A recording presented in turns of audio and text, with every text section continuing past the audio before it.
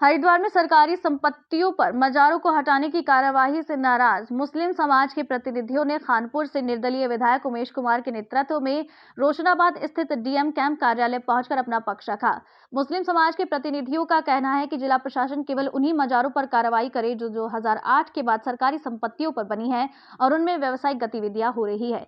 इस मौके पर बड़ी संख्या में मौजूद मुस्लिम समाज के प्रतिनिधियों ने डीएम के सामने अपना पक्ष रखते हुए कहा, जिला प्रशासन किस कार्यवाही में धार्मिक स्थलों को निशाना ना बनाया जाए जो कई साल पुरानी है और दिल से आस्था से जुड़ी हैं। दरअसल पिछले एक हफ्ते से जिला प्रशासन द्वारा सरकारी संपत्तियों पर कई धार्मिक अतिक्रमण तोड़े गए।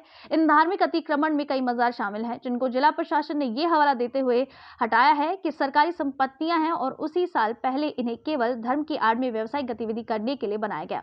रोशनाबाद कैंप कार्यालय पहुंचकर खानपुर से निर्दलीय विधायक उमेश कुमार के नेतृत्व में मुस्लिम समाज का 5 सदस्य प्रतिनिधि मंडल विनय शंकर पांडे से मिला और इस मौके पर मुस्लिम समाज ने अपना पक्ष रखा। बैठक में एसडीएम सरपूरन सिंह राणा भी मौजूद रहे। आधे घंटे तक चली वार्ता के दौरान मैंने शंकर पांडे ने मुस्लिम समाज के प्रतिनिधियों को सुना। बैठक के बाद मीडिया से बात करते हुए कलियर शरीफ दरगाह के गद्दी नशीन के प्रतिनिधि ने कहा कि जिला प्रशासन मुस्लिम समाज को विकल्प के तौर पर मजार को कहीं और शिफ्ट कराने की बात कह रहा है, लेकिन किसी भी धर्म में मजार समाधि जैसे स्थल शिफ्ट नहीं हो सकते।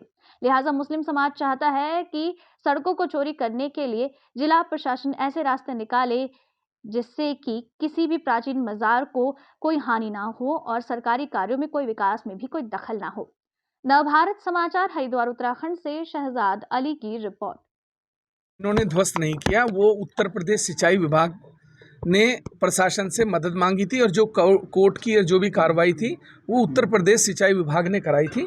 उसके संबंध में प्रशासन का ये मत है और मैंने भी बात की थी, उससे भी मुझे यही जानकारी प्राप्त हुई कि उत्तर प्रदेश सिंचाई विभाग ने उसके संबंध में कार्रवाई कराई थी। यहाँ प्रशासन ने उनको जो मौके पर जो ताकि माहौल ना खराब हो या अराजकता ना हो या कोई इस तरीके की घटना ना हो, उसके चलते सुरक्षा के हिसाब से फोर्स दी थी। सिंचाई विभाग के जमीन पे और भी धार्मिक स्थल हैं। सर आश्वासन क्या दिया? देखिए अब बात की जाए, बात बताता हूँ, सभी लोगों ने पक्षों ने बैठ के आमने सामने बात की। उन्होंने ये कहा है कि इसके बारे में 1-2 ऑप्शन दिए हैं, वो ऑप्शन अभी आपको मैं नहीं बताना चाहता क्योंकि सभी लोग जब एक बार उस पर विचार विमर्श कर लेंगे तब आपको एक बार में अवगत करा दिया जाएगा। ठीक है। डीएम साहब से समय लेकर बात हुई थी कि जो प्राचीन स्मारक हैं, जो पुराने स्मारक हैं, जहाँ पर लोग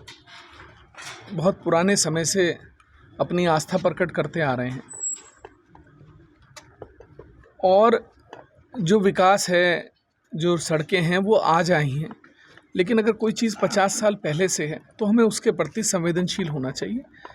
संवेदनशील हमें एक ही मुद्दे पर नहीं, कोई भी आस्था, किसी भी धर्म की, किसी भी समाज की आस्था का कोई प्रतीक है, उसके प्रति हमें संवेदनशील होकर सोचना चाहिए, विचार करना चाहिए, समाज के साथ बैठकर एक रास्ता निकालने की बात करनी चाहिए।